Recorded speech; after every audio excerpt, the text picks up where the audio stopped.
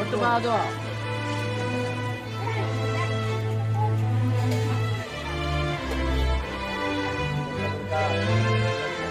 ಲೈನಿಗೆ ಬರಲಿ ಎಲ್ಲರಿಗೂ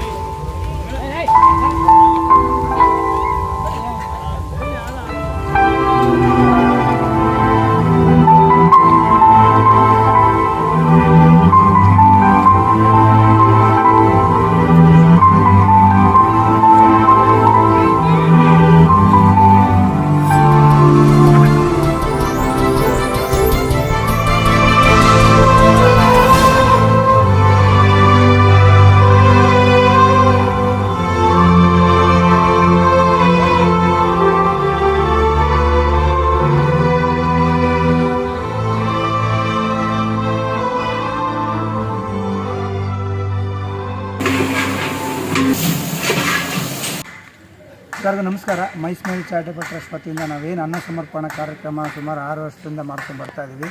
ತುಂಬ ಅದ್ಭುತವಾದ ಕಾರ್ಯಕ್ರಮ.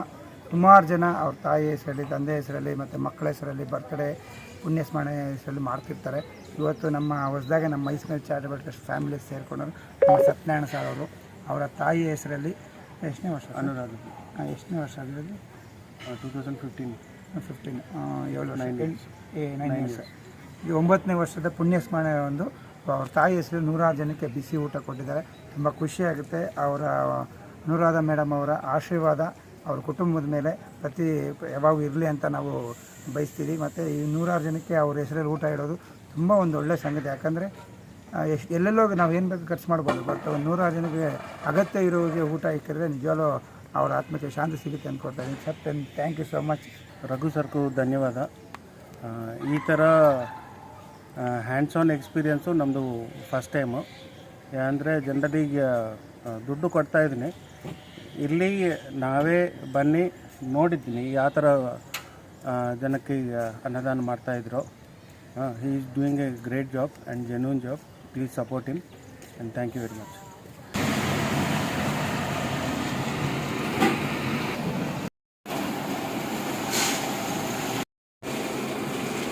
ಯಾಕಂದರೆ ಎಷ್ಟೋ ಜನ ನಾವು ಏನೋ ಮಾಡ್ತೀವಿ ಕಾರ್ಯಕ್ರಮ, ಬಟ್ ನಾವು ಪ್ರತಿ ವಾರ ಏನಕ್ಕೆ ಇಟ್ಕೊಂಡಿದ್ದೀವಿ ಅಂದರೆ ಎಲ್ಲೋ ಖರ್ಚು ಮಾಡ್ಬೋದು. ಇಂಥ ಒಂದು ಹೊಸದವ್ರು ಊಟ ಇದ್ದಾಗ ಅದು ಅವರ ಆತ್ಮಕ್ಕೆ ಶಾಂತಿ ಸಿಗುತ್ತೆ. ಮತ್ತು ಹುಟ್ಟುಹಬ್ಬಗಳು ಮಾಡ್ಕೊತಾರೆ.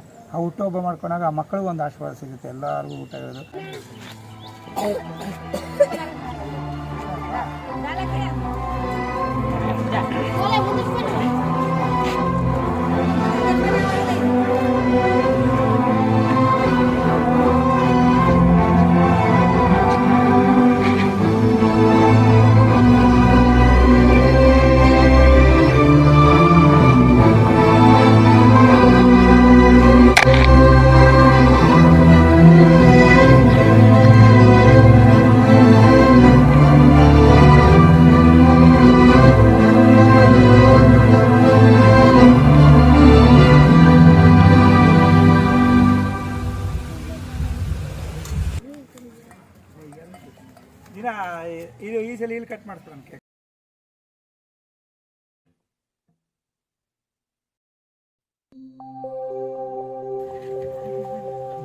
ಬಿಸಿ ಸುಡ್ತದೆ.